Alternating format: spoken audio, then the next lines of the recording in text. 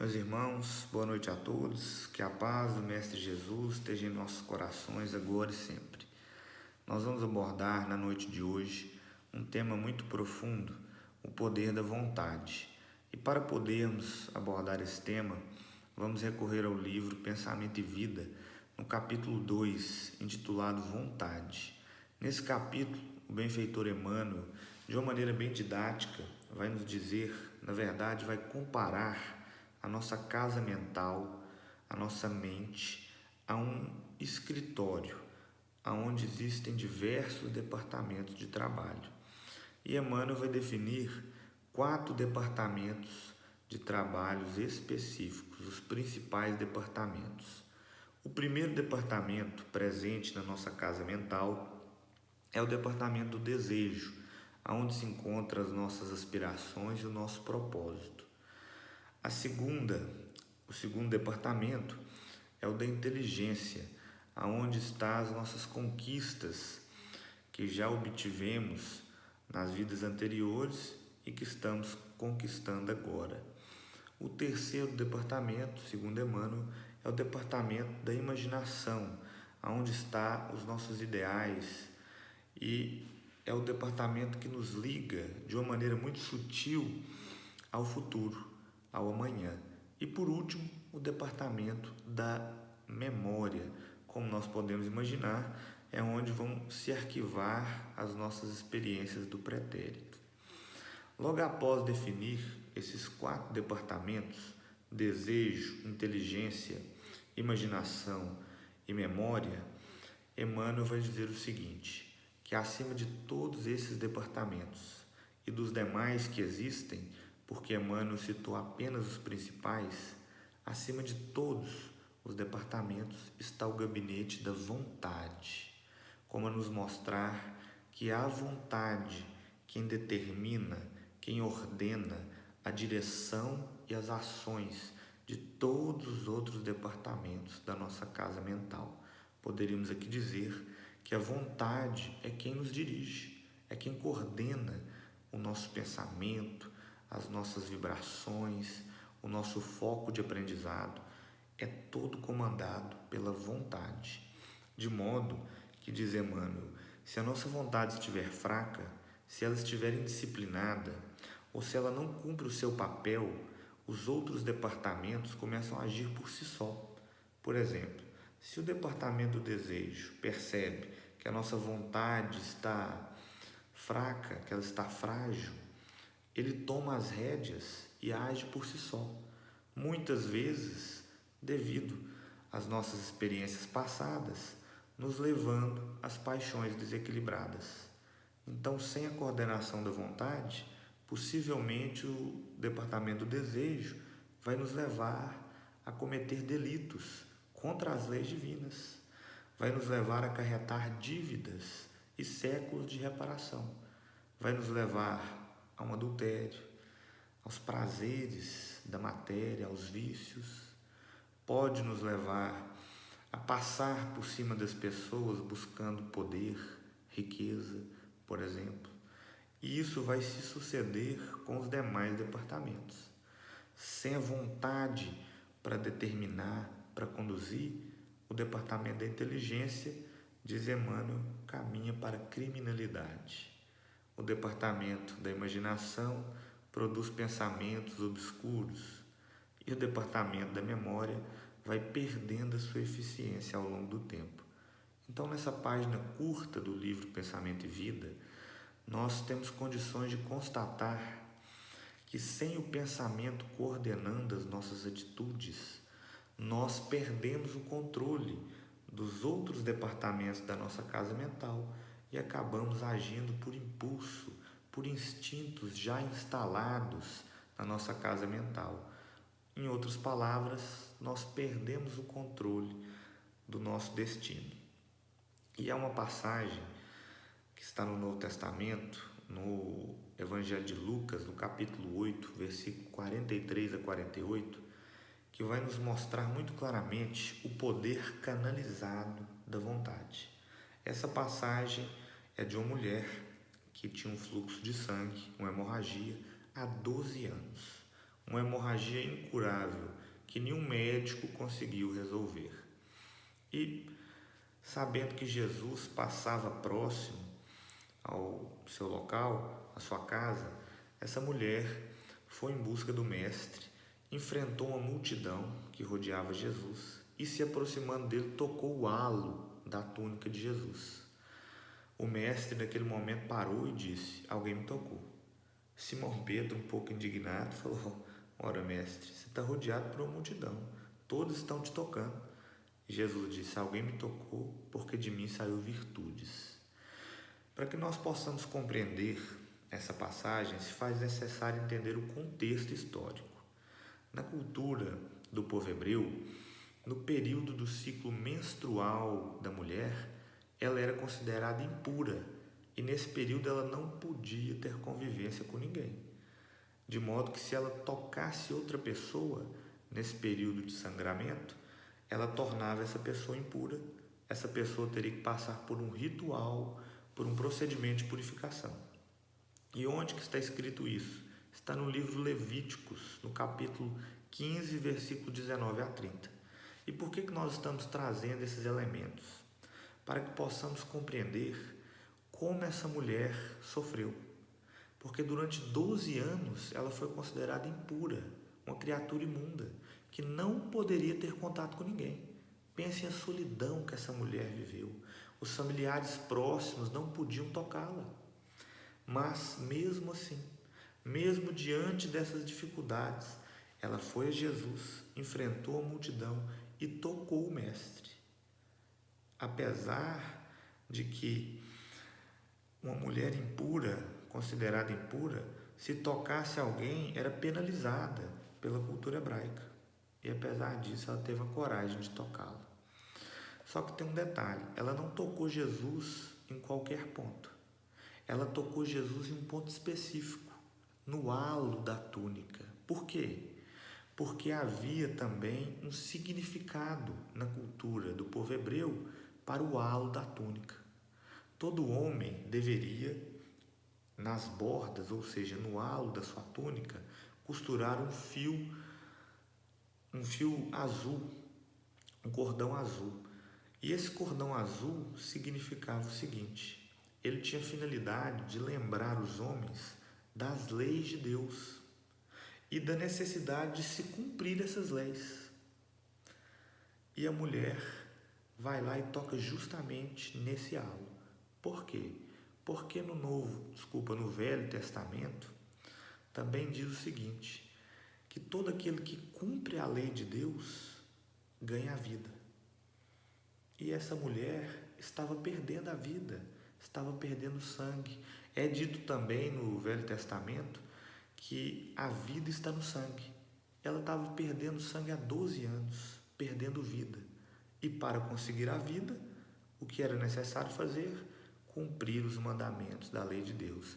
Por isso ela toca o halo de Jesus. E qual sentido tem essa passagem para nós nos dias atuais? E que relação ela tem com o poder da vontade?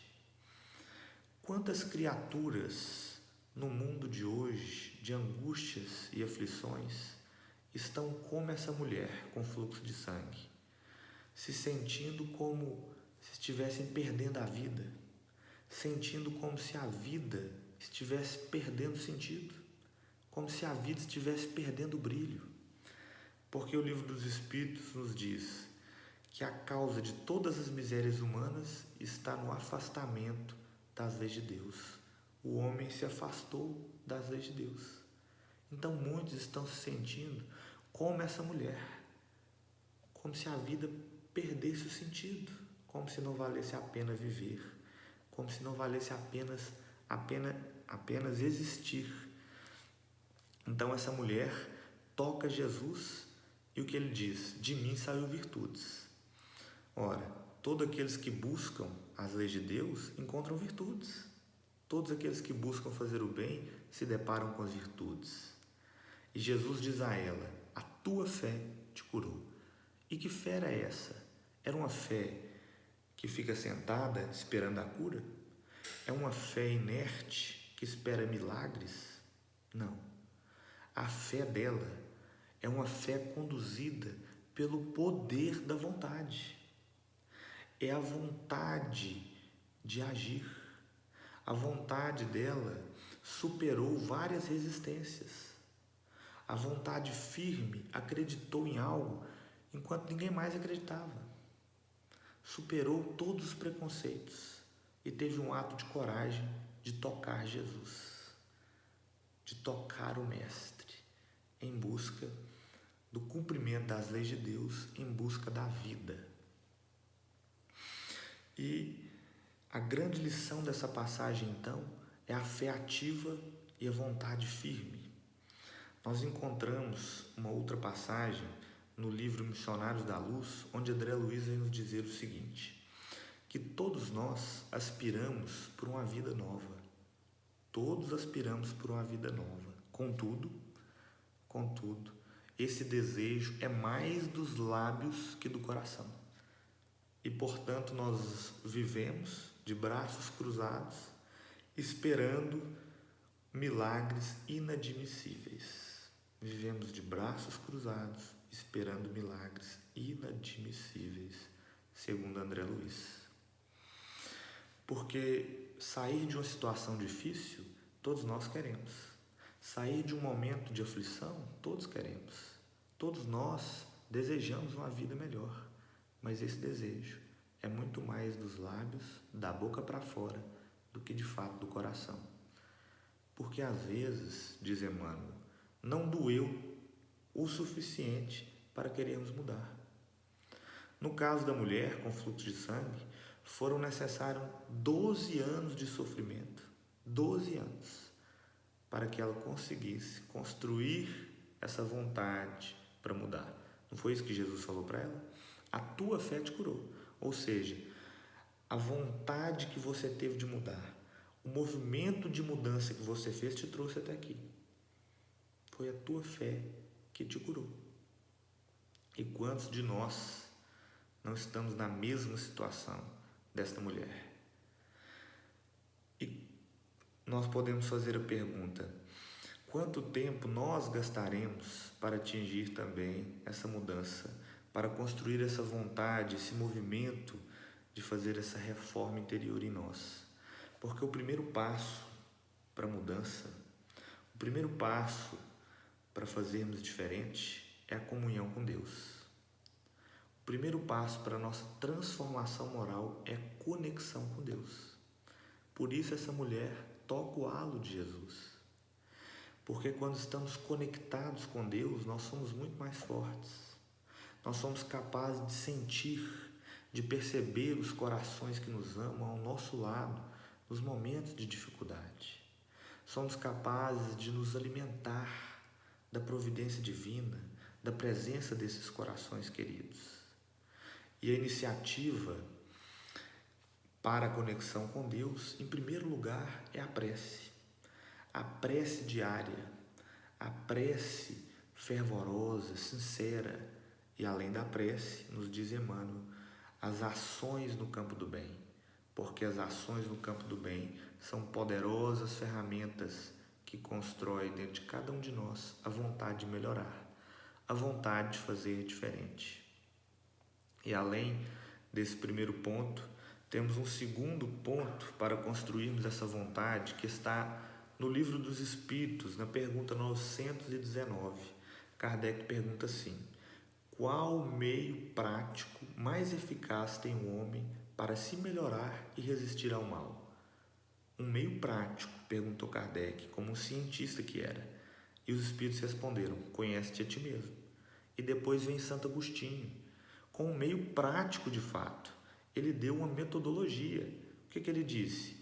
Todas as noites eu faço um checklist, uma lista das coisas que eu acertei, das coisas que eu errei, das metas que eu preciso fazer para me melhorar. E com essa metodologia do Santo Agostinho, nós conseguimos entender uma outra pergunta muito intrigante do Livro dos Espíritos, que é a pergunta 909, onde os Espíritos vão nos dizer que nós podemos mudar através de um esforço muito insignificante se tiver vontade. Então eles estão dizendo o seguinte, que nós podemos mudar através de um esforço muito pequeno, quase zero, mas tem que ter vontade. E com essa metodologia de Santo Agostinho, nós entendemos porque operar pequenas mudanças diárias, que é a proposta dele, não é difícil. Difícil é nós chegarmos no dia 31 de dezembro, no final do ano, e fazermos uma lista de coisas grandiosas para mudar e querer acordar no dia 1º, totalmente modificado, o que nós não vamos conseguir. E levando em conta que nós não fizemos nada durante o ano para combater ou para realizar essas mudanças. Então, Kardec nos dá um meio prático de operarmos essas mudanças, e esse meio está inserido na nossa escola de estudos espíritas através da reforma íntima. Como nosso tempo já se esgotou, que nós possamos então, meus irmãos, como essa mulher que possui o fluxo de sangue, adquirir essa vontade firme através da conexão com Deus, da prece diária e das ações no campo do bem, ações na nossa esfera onde nós podemos atuar, e utilizando dessa metodologia prática do Santo Agostinho, para que possamos também, como a mulher fez, vencer a multidão exterior que nos diz todos os dias que a vida que vale a pena é a vida material. A multidão exterior que nos chama constantemente a gozar o agora, porque quer nos comprovar que o amanhã não existe. E que possamos, por fim, vencer a multidão interior, a multidão dos nossos sentimentos desequilibrados, construídos ao longo do tempo, a multidão dos nossos vícios morais e materiais e a multidão dos nossos velhos hábitos, para que possamos nós também, como a mulher fez, tocar Jesus, mas não com as mãos, mas com o Espírito, porque o Mestre está diariamente ao nosso lado, nós que ainda não conseguimos tocá-lo. Muita paz a todos.